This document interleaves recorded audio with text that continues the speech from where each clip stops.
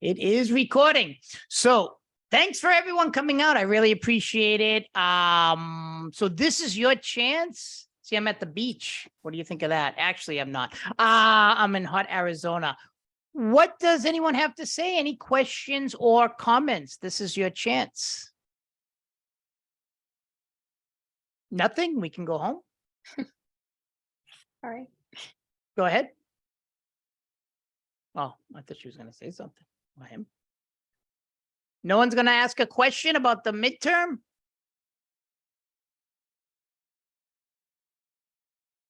No one?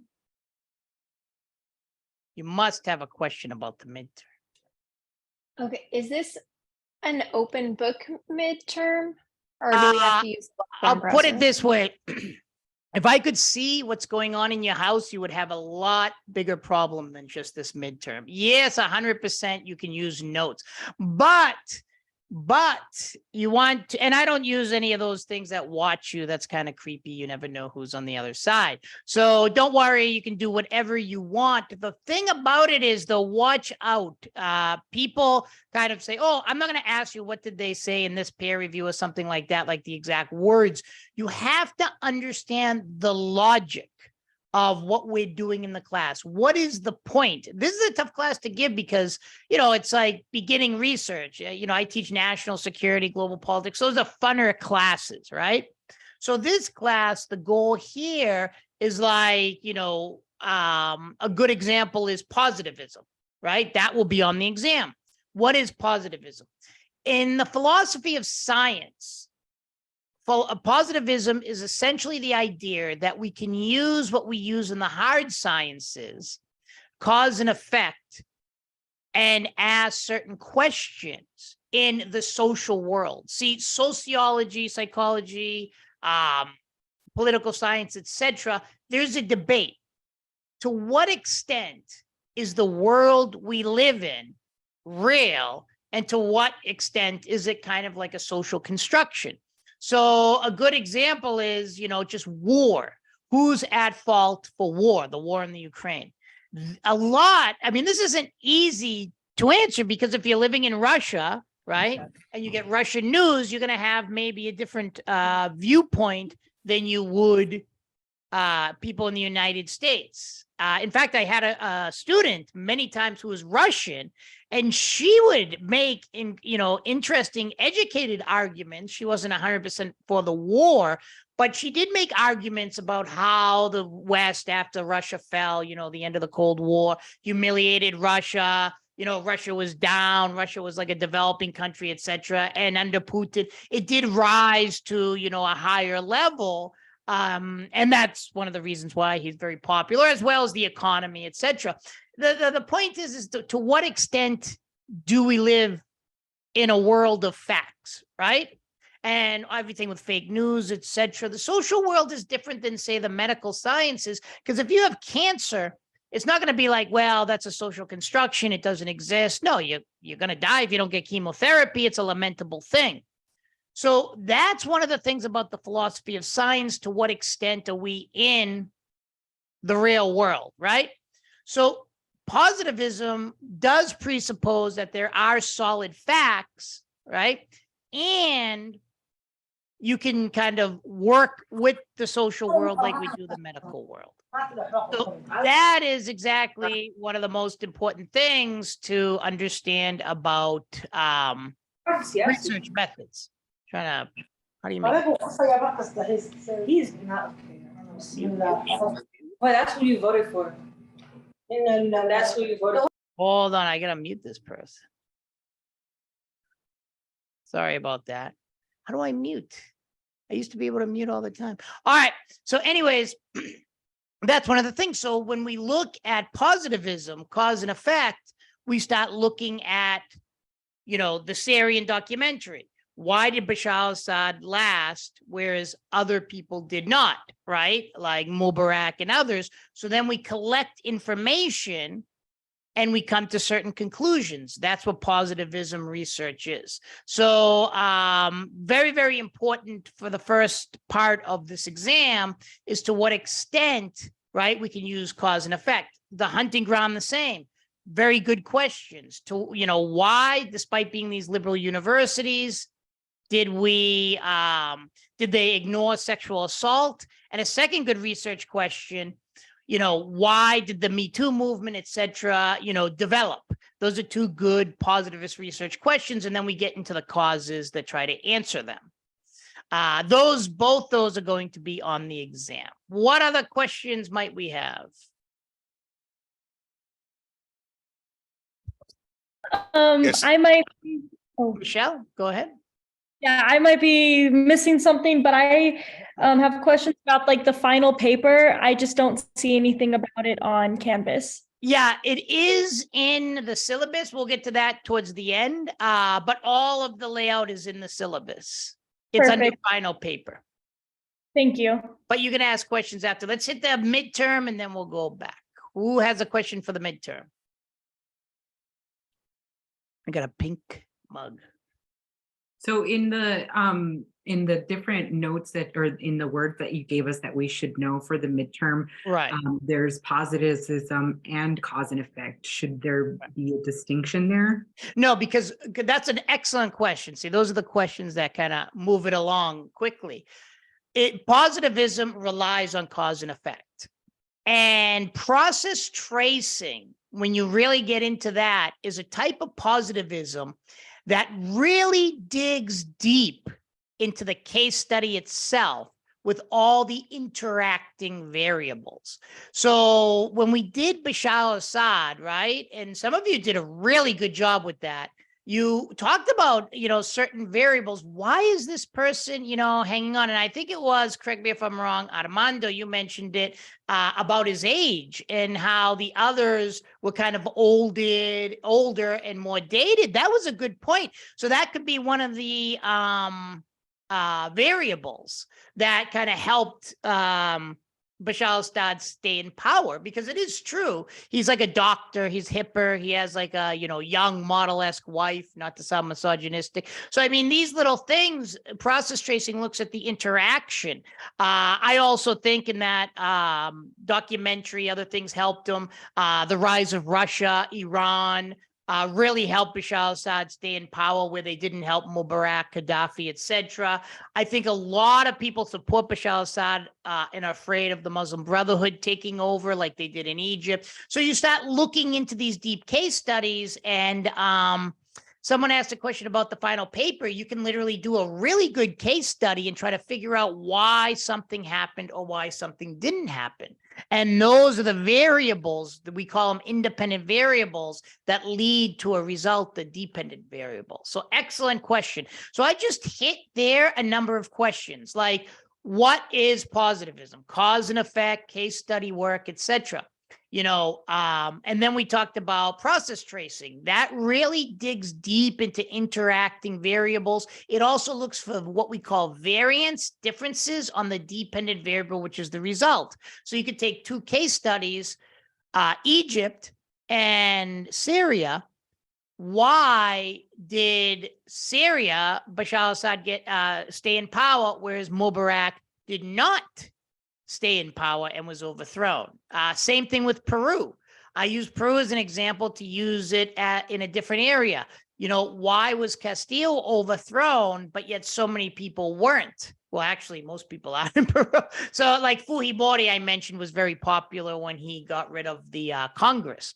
So you start looking at what we call variance, and that is why something goes this way and something goes that way, right? So it's like, why is the North so much different than the South as far as economic development in the United States? That's been tackled too. So those are very, very important aspects of research methods. What else? What else? Good question. I was What is thinking, the- I'm Oh. sorry. Go ahead, Go ahead. Julian. Oh, whoever wants to go. Julian, I saw you.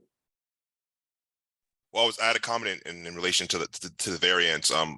So I'm trying to wrap my head around the idea of variance. Is it just like the idea that things differ in different locations that produce different results? essentially? Exactly.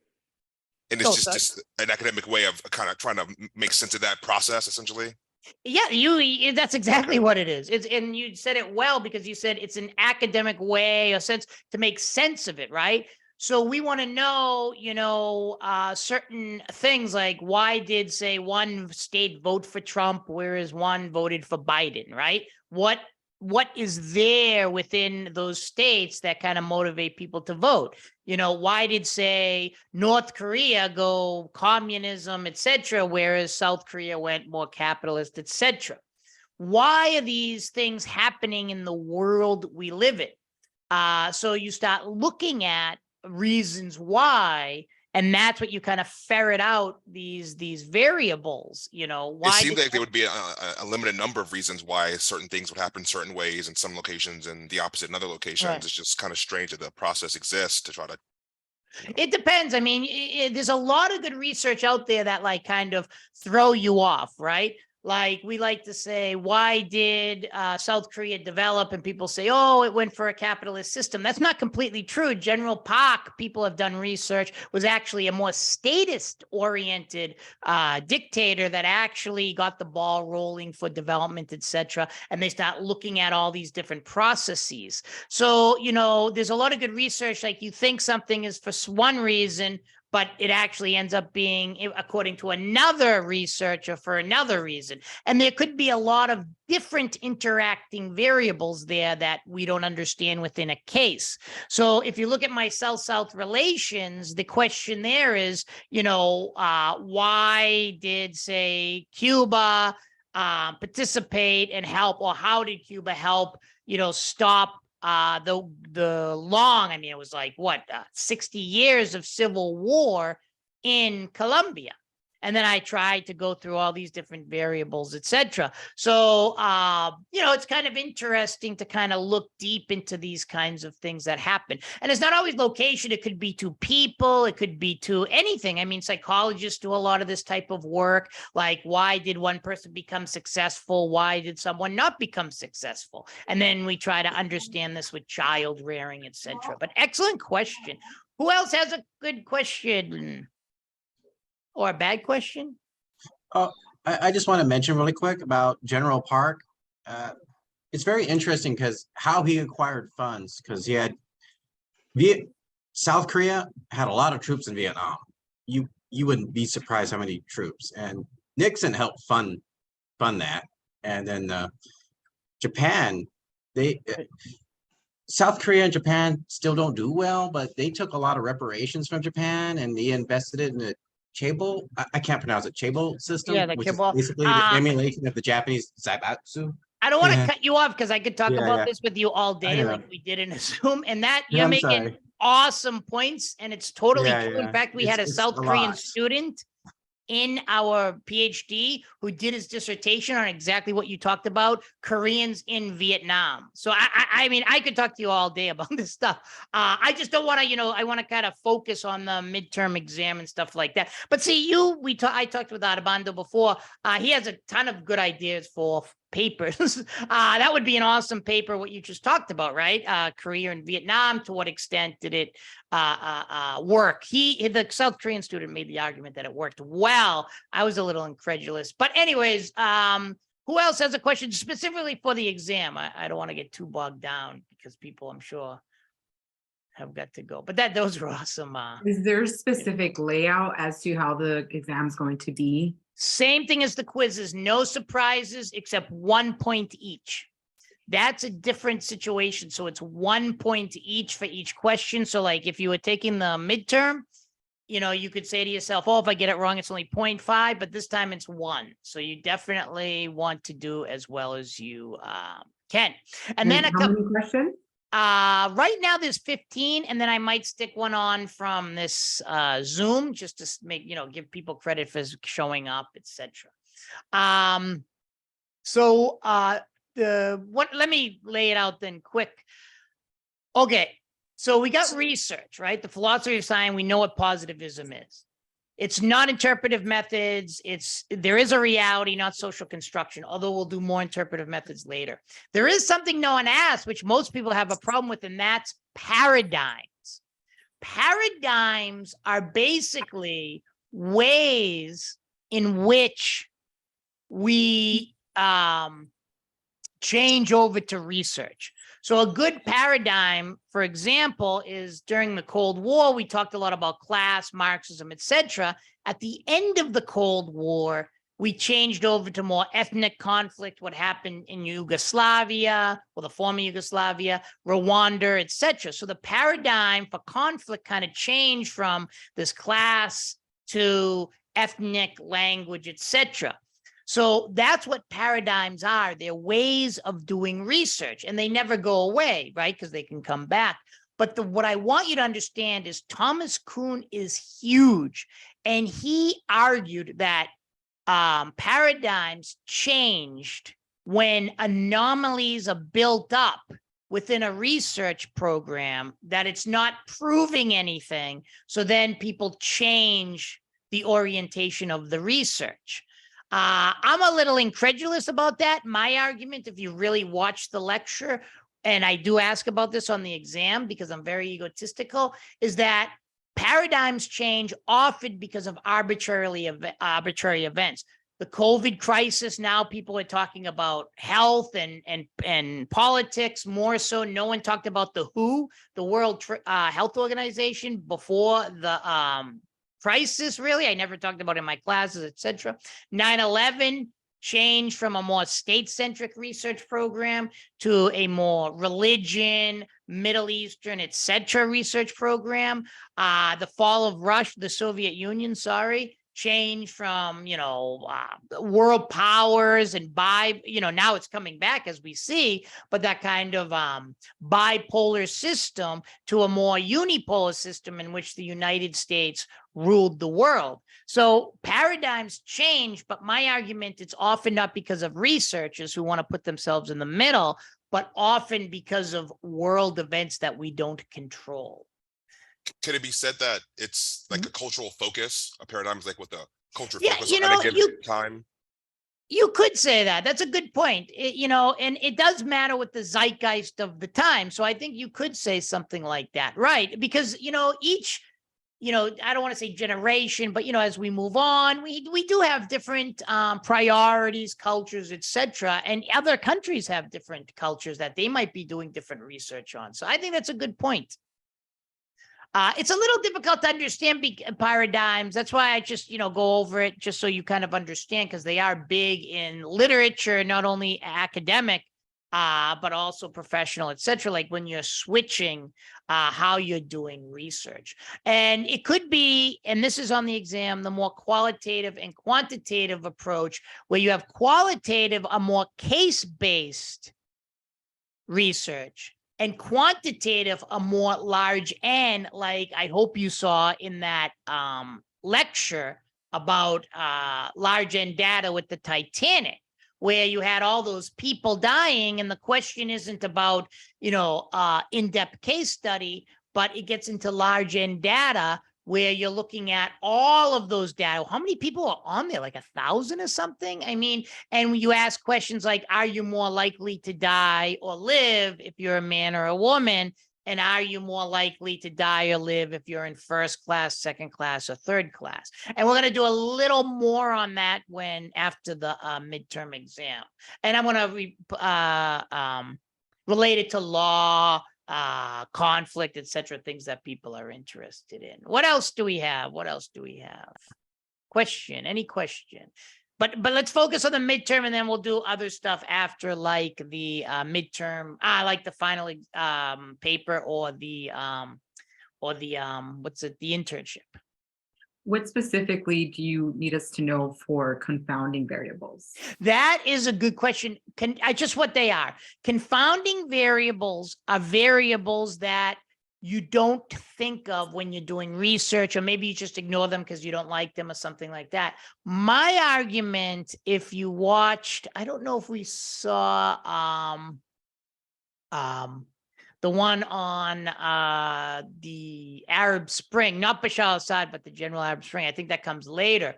But the point is that it's any variable that might influence the result that a researcher fails to recognize. So think about it. Like, I think Armando made a good point when he did his presentation about the age of Bashar al-Assad. I didn't think about that. So like when you're doing your research, let's say I wrote a research on how Bashar al-Assad survived, someone else comes, well, you're forgetting about his age relative to all these other people like Gaddafi. And I say, oh yeah, good point, right? So that's exactly a confounding variable, something that other people might bring up. And that's why research is always research generating, because people fail to consider certain things. Or maybe like as Julian said, culture, right? Culture makes us, blinds us sometimes to thinking a certain way, and then we rethink things. Good question. Oh, there's a chat. Someone put something in the chat. My bad. How long is the exam in hours? You got 90 minutes. Good question. What else? Can you explain process tracing a little bit more? Oh, yeah. That's when you really, it's kind of similar to just basic qualitative case studies, but process tracing is a certain method if you do go on in political science. The Ellmans actually were big supporters of it. They used to be here, but they left for Syracuse. They did what they call process tracing, where you look deep into a case. It's different from large N studies, quantitative data. There's a big debate between what's better, quantitative or qualitative data, right? And the quantitative people have been winning because you use statistics and all this stuff. I teach the political statistics course in class. This is more qualitative oriented, where you're looking at case-based research. Any case you want, right? Like I talked about North versus South Korea. Someone wrote a very good paper on that a while back. Why did, say, one country go a good question is, why is it that after like the American Revolution, the US went somewhat democratic, whereas say after the Russian Revolution, right, it became a communist state? Why after the revolution in Cambodia did it fall to Pol Pot? That is a question that's really interesting. So then you start looking into all these intense variables that might cause the result. So it's not just one or two variables. Process tracing is really getting your hands dirty and looking into the case. But it's case-based, not data-based, meaning large N data is when you take a ton of cases and you run what we'll learn about regression analysis and stuff like that. I hope that's somewhat helped. Any other questions or things I need to clear up? I'm looking at the exam now. I hope you can't. I guess you can clarify what we need to know about the Central American Court of Justice. Oh, that's archival research. One of the things I want you to understand is, where's this data coming from, right? Like, let's say, for example, someone does a research, right? Julian, excellent question, because that's on there. And if I pronounce your name, is it Julian? Because my kid's name is Julian. So Yeah, I'm it's pronouncing Julian. it, Yep. But I'm just spelled an E versus an A typically. So I right. can't cough up my name on kid's name anywhere. I want to make sure I was pronouncing it correctly. So that's one of the things, like, where does this data come from? So you do not have to, as someone wrote it, in the video, it's funny, the lecture, you don't have to like read all the stuff, like the whole entire article. I know, I didn't want to call you up. You can read the abstract of that, right? And see it says archival, and then watch the lecture. That's about archival research. So let's say, for example, you're like, okay, when I teach the national security class, it always comes up. Did Bill Clinton promise Yeltsin that he would not put or not push NATO expansion into the Ukraine, and also the European Union at the time, EC, European Union, into Eastern Europe, and not just the Ukraine, but all of Eastern Europe? And that was a big debate in the class, because it's like, to what extent did they make this relationship, and is this a real treaty? So we went back in the National Security Archives to see what exactly Clinton and Yeltsin said or wrote about this kind of agreement. and it ended up not being written, but you can read the dialogue. That's archival research. Archival research is going back to the original document of things and reading it, not just getting a synopsis, right? So a lot of people are arguing, no, Clinton didn't say this, or oh, it was a treaty. No, go back to the originals to see. So like, obviously the recent case on abortion is very important to most people. So if you really want to understand that case, the Supreme Court case, you don't just read the New York Times or the Washington Post or something. You go actually back to the actual Supreme Court writing the case and then the dissent. So that's what archival research is, and that's what I did in that article. So that would be great for a paper or for the internship, that you actually go back to like real documents and take a look. And that was the point of that. So one of the things about research is, where are you getting this information anyways? Just some guy on the street said something, or are you getting it from the actual documents? Are you getting it from, you know, is there biased sources, etc.? So that's in that court case. I went all the way back and did all this archival research, the actual documents within the University of Central America. What else do we got? Nothing. That's on there. South-South relations is on there. Aimed, remember what South-South relations, if you read just the abstract, I'm drawing on case studies. I'm using different methods, both what they call interpretive and positivism, and I'm trying to create a general theory of space. That's really all you need to know. Just read the abstract and go on. What else did we miss? I did mention, right? Interpretive methods and kind of what interpretive methods and positivism stresses, right? So I want you to understand an important thing with that. Interpretive methods, we haven't gotten into it too much yet, but it just focuses on how we perpetuate and legitimize certain meaning. Good example, you're going to see a video on Friday, not Friday, but the 13th, the number 13. Why is it that, well, I'll put this on the exam. Why is it that buildings often don't have a 13th floor? There's nothing in reality that makes that bad, right? There's nothing in reality. There's no architectural problem with the 13th floor. It's in our head. And that's what interpretive methods looks at. So like literally you can go to buildings, prestigious buildings. I even think one of the Trump Towers doesn't have a 13th floor. They call it something else. Why would they remove the 13th floor or not have it? They actually have it, but they call it the 14th, because it's been perpetuated and legitimized for so long that 13 is bad, Friday the 13th, right? Terrible day, that people are actually nervous and don't buy property on a 13th floor, and they won't rent on a 13th floor, and they won't stay on a 13th floor. Can you imagine that? That affects our human behavior. So that's pretty interesting. Well, I'm definitely going to put that on there. Also, as I mentioned about the hunting ground, I hope you people watched it. It's very interesting.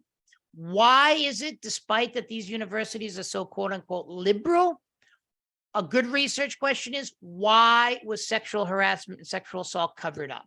And the hunting ground gets into all those variables. Fraternities make money, sports makes money. They don't want to ruin the reputation of a university, right? I mean, no university wants to be number one in sexual harassment assault, so they kind of cover up these numbers. And then another good question with the hunting ground, this is to teach you how to write a research question, is that how did this Me Too movement, as in the hunting ground, develop, right? And then you look at all those variables. Social media is one of the biggest issues, right? Before, people didn't really have social media like you have today. Like, look at us, we're on Zoom, and all of a sudden, boom, it kind of takes off. Very interesting research question. Another one, I did the Titanic data set, like I said. Remember, that is the purpose of that is statistical analysis and find what we call correlation between these variables. Case study, you got to know that, it's just basically, you're really looking into this case. You might maybe compare the case, you ferret out all these interactions. So that's basically what we're looking at here for this one. Oh, and I did ask something on the lecture of the US Revolution. What was the goal of that? Does anyone remember? The question was, what was the reason for the US Revolution? Yeah. And taxation without representation and Well, that's all that one stuff. reason. But the goal there is that's the point of like ferreting out variables, right? It might not just be taxes, but there were other variables. Go watch it again. I actually take it in Boston where they have a Tea Party thing, where it goes into all these different variables. So we're dealing with cause and effect here. And also it's generalizable to other things, but watch it because there's a certain variable. It talks about alienating too many people to the extent to which you get overthrown. And that happens in a lot of countries. You start alienating enough people, off with your head. This one I took in Puerto Rico behind me. Although I had others from Nicaragua. Somoza, the government of Somoza, he alienated too many people. People started building up their arsenal against him and cut off his head. They didn't really cut off his head. They blew him up with a bazooka in Paraguay, but you get overthrown, right? You got to watch out who you piss off when you're a dictator. Kim Jong-un still stays around, so he's doing pretty well. What else? Any other questions? So module 4 won't be on the midterm, right? Right. And I'll open up module 5 and 6 so people can get a start. And someone else had a question? Would you mind going over validity? Yeah, validity, actually, I didn't put it on it, so you don't have to worry about that.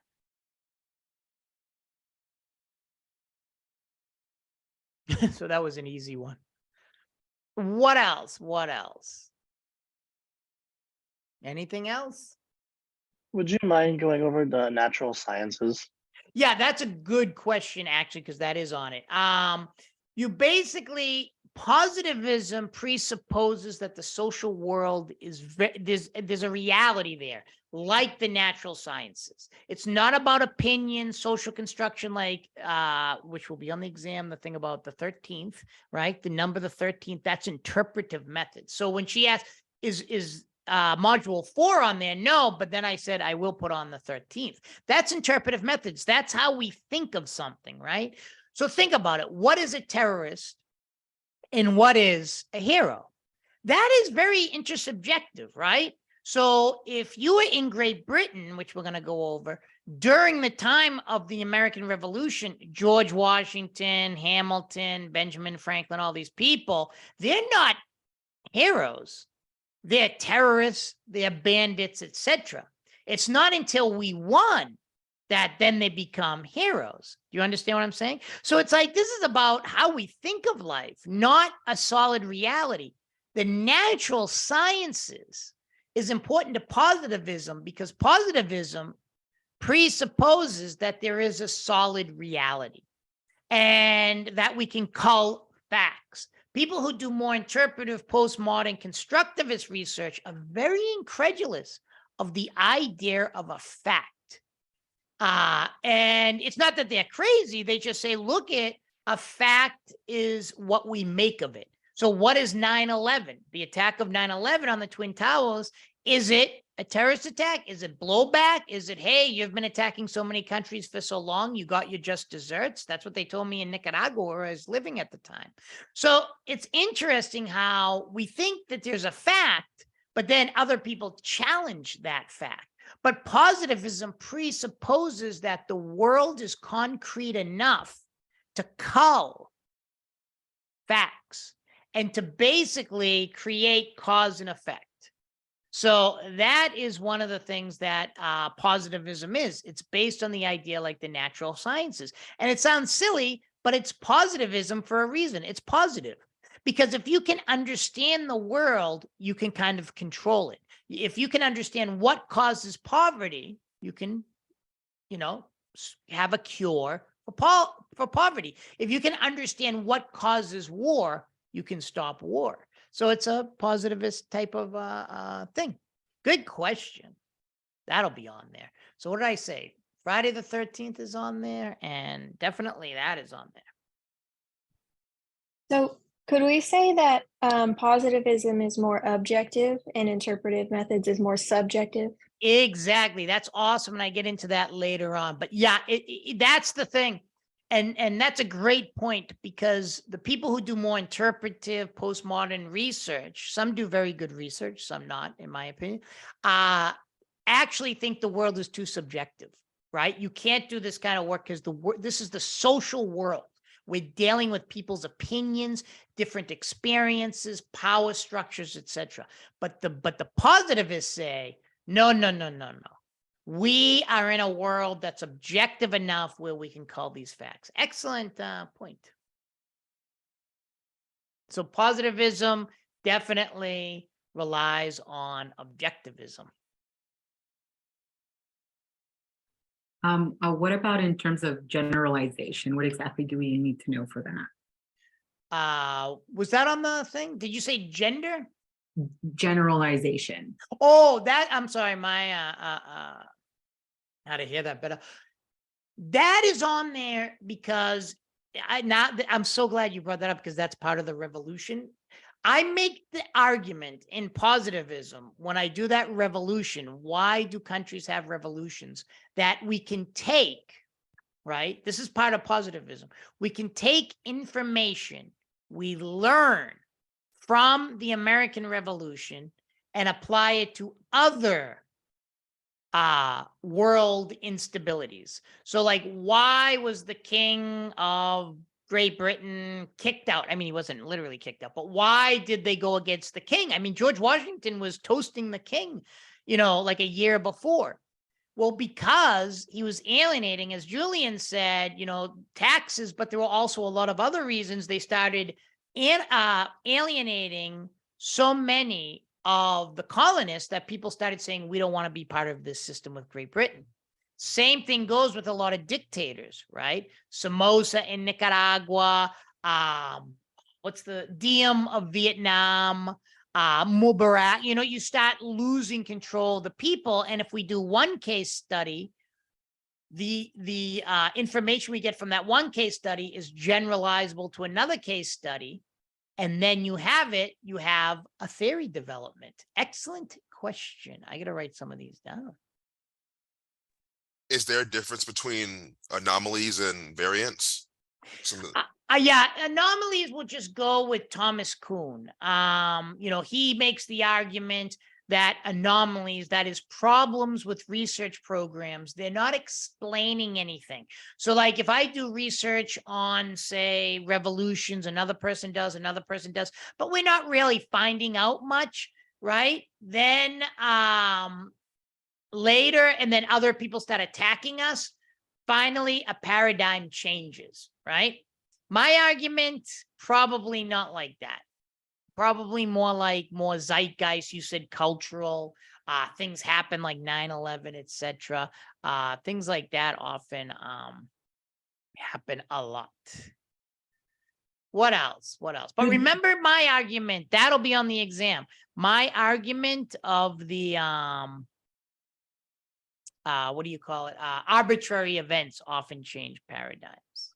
Could you argue that the reason why he said that anomalies happen are because there wasn't so much like globalization and interaction like we have it now, where we can know what's going on in the other side of the world and it quickly impacts what we're researching wherever we are? Oh, you could definitely make that argument, because when did Kuhn write the book? I mean, that was like 1,000 years ago. Yeah, I mean, I think that's an excellent point. If you read the whole book, which I have been forced to do when I studied a dissertation, he does take it in a much more complex way than I'm giving it. The problem is, in a just one course of empirical research, how much can we do it? I don't want to spend too much time on Thomas Kuhn. What So else? Oh, go ahead. how do we distinguish between interpretive methods and like a form of bias? Yeah, interpretive methods, when we get into it, and then in the next pass, are really concerned about power structures, bias. Like, for example, when you analyze something, you'll analyze it from your particular point of view. A good example of it, I do it in my political violence courses, how if a young girl who's white, blue eyes, cute, goes missing, the amount of media coverage is amazing. However, when what happened recently in Boston, an older Latina, non-documented woman went missing, the police didn't put out anything for like 6 weeks, and they get less media coverage. That's something the interpretive people like to study, because they're like, oh, why is this person getting attention but not this person? They look into those biases. Is there bias? Right? You'd be even surprised, or you probably won't be. Do you know that the cuter the animal is, it's often found that they're more likely to get on the what is it, that kind of list where you can't kill them? They look at these things like, things you don't see biases, but there's a lot of biases out there, and the world isn't objective but somewhat subjective, and that's what they do. So that's a great point. And I think what we'll instead of like getting too deep into it now, how it'll be on the exam, the midterm exam, will just be that positivism is based on objectivism, like someone said. So I think you people are doing really hitting it, in the sense that you're kind of understanding it really well, in the sense that this is two very different ways to see the world. And there's a lot of debate within universities, and people get fired and not tenured and stuff like that just because they kind of have a different research approach. So I think you people are really doing it. So for the interpretive one, I'll definitely mention, Friday the 13th, although it'll be like the 13th floor, where, that's an idea in our head. There's nothing in reality that makes a 13th floor bad, except how we have been, learning. But objectivism and positivism go together with cause and effect, the natural sciences, as someone mentioned, etc. Excellent. And as far as the US Revolution goes, there's a general theory being developed there when I talk about it that can be applied to other places. And that's more positivism, right? You kind of start applying the same theory everywhere. Good questions. Who else has a question? You don't have to have a good one, remember. Could you possibly explain meaning? Meaning is when we get into more like interpretive methods, but the meaning for this one, I decided I'll put on the 13th.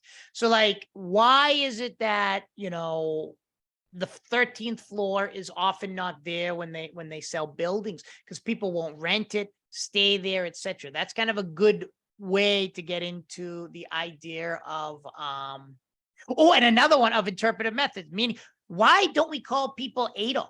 Adolf's just a name. No way people are going to name their kid Adolf nowadays, obviously after World War II. But in Latin America, there's a lot of Adolfos, because they don't have the same, they don't like Hitler, but there's just a name, right? Why don't we call my kid? Like, if I told you, what's your kid now? I'm going to call him Adolf. People like, you're crazy. But it's just a name. No, it's the negative connotations of the name. Ooh, that's another good one. So that's meaning.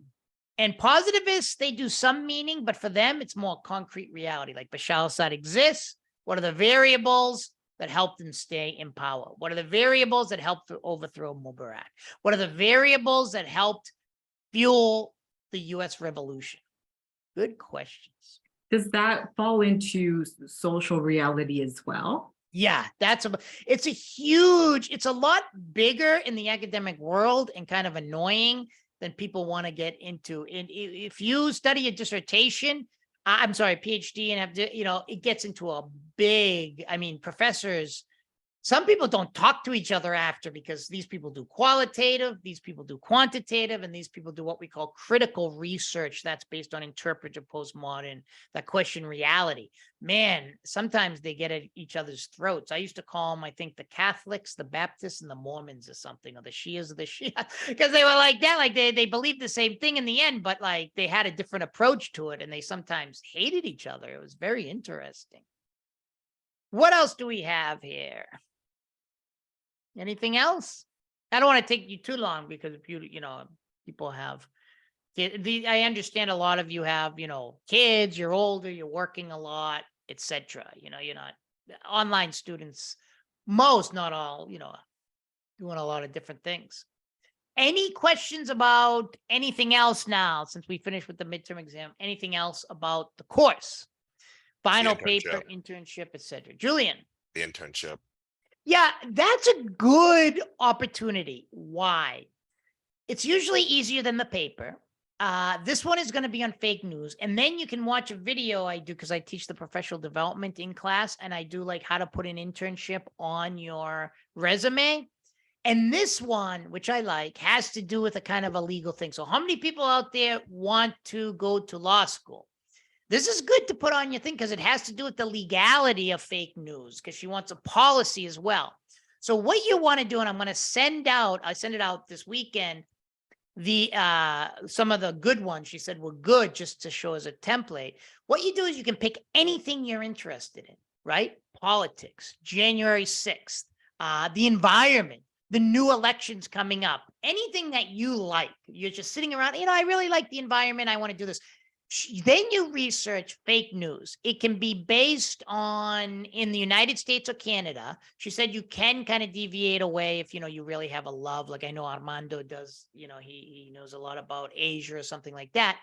And how has this been created in fake news? Is there a lot on it in fake news? What is fake news, you know, etc. And then you can get it, particularly if you want to study law, into the legalities of trying to control fake news. Should we even try to control it, like what Facebook has done and Instagram and all those things? So it's very open, as you can see. You're like, well, maybe I don't understand exactly, but that's fine because you'll still get credit for doing it. So think of it. So is it our own topic or is it fake news? It's your own topic related to fake news. Got it. Yeah. So it's pretty cool because it's like these things are a little ambiguous, but that's in your favor because sometimes students like, oh, I want a direct outline and stuff. No, be creative with it. You know, let's say, for example, there's something you really are interested in, like Florida, DeSantis running and all this stuff, and you're really interested in, or like, you know, anything. I don't care what you're interested in. You know, what is fake news? You know, is it, you know, a issue here? Right. And then you have to kind of define it too. Like, what is fake news? Is it just about someone's opinion, or are they really giving fake news? Like the pizza scandal where they were saying, you know, Cunin was saying, you know, this pizzeria in Washington, D.C. was, what was it? They were like, I don't know, molesting babies or something. Like that wasn't true. So it's pretty interesting. Like, are people for climate change? Are people creating fake news, both on the left and the right? This doesn't have anything to do with ideology.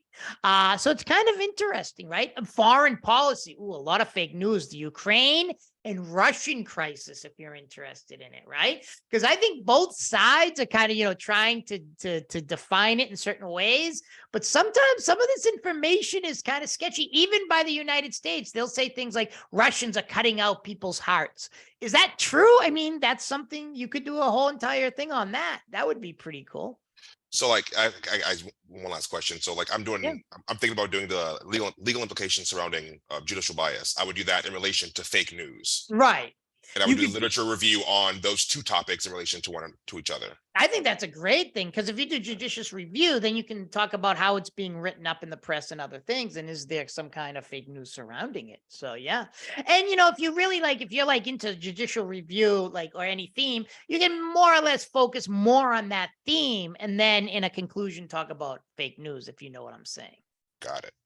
So, you know, it's really tailored to your interests. And she did say, like, you could pick an area, like a state, a country, you know, it depends, because the United States is huge. Canada is huge. She's actually from Canada.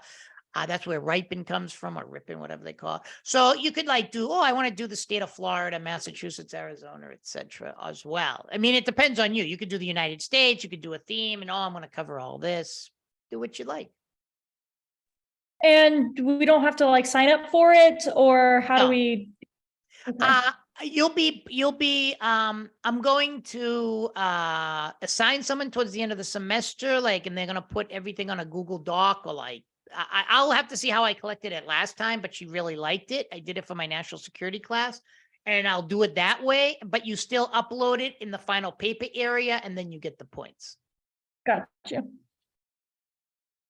I think I sent a Google Doc sheet last. Oh no, she actually, as students, sent it directly to her email. That's right. Because I've done it a couple times with different companies and each one. I like doing it because it kind of, not saying you need diversification on your resumes, because I don't know you people, maybe you don't. But so then you don't have to do it. But it is kind of cool to, instead of doing a paper, you're actually working for a company and then you write it in your resume, even bring it up. Like if you, like Julian does judicial review, you can, talk about it in your cover letter or something, or personal statement. Like, oh, I'm so interested in judicial review. I worked for a company and I wrote a paper and I did research, blah, blah, blah. So it's more for you people. Anything else? Oh, go ahead, Chrislyn. On that internship, can you do like past events, like historical events that are still talked about, but can Oh be yeah, definitely. Good Okay. question, because I didn't make that clear. It doesn't have to be like from this election. It could be, anytime. And when you see, it's going to be interesting. When you see Lee Atwater, the boogeyman, that's a documentary you'll be seeing. It's interesting how they did fake news there. They like made up things about Mike Dukakis's wife, how she was burning a flag or something, and he's like, that never happened, and they don't have any evidence, but they just said it. It's kind of interesting. So yeah, definitely historical would be interesting. And then you can get into the legal issues if you want to study law about like, what can you do about it? Can you do it? Should we do anything? That's a big question. Like, because then people can take advantage of it and then just, censor anything they don't like. So this becomes kind of the conundrum intrinsically in a democracy. Good questions. Good comments. Anything else?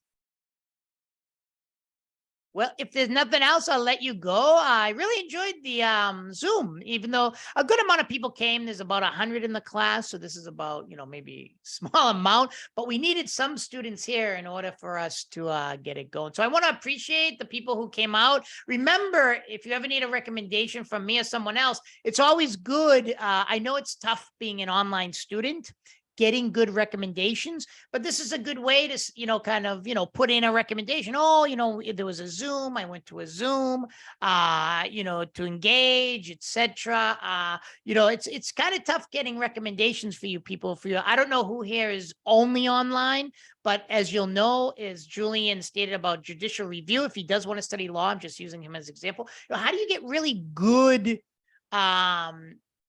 recommendations being an online student? I mean, that's something you have to consider. So start thinking about that now before you end up, graduating and you're thinking, how do I get a good recommendation? One way of being an online student, just reaching out to the professor, introducing yourself and different things so you don't get that generic letter of recommendation. Coming to a Zoom like this is a good way as well, etc. And even if you don't talk, you could still say you went, because I understand some people don't feel comfortable talking. Oh, Armando I'm only online. Thanks for sharing that. Yeah, it can be tough, but I actually Zoomed once with Armando. So, I mean, that's one way to do it, reach out to your professors so they know who you are, because it is tough to get a recommendation online. I'll let everyone go because I don't want to take up too much of your time, but thank you everyone for coming out. I really appreciate it. Thank you, Professor. Take care.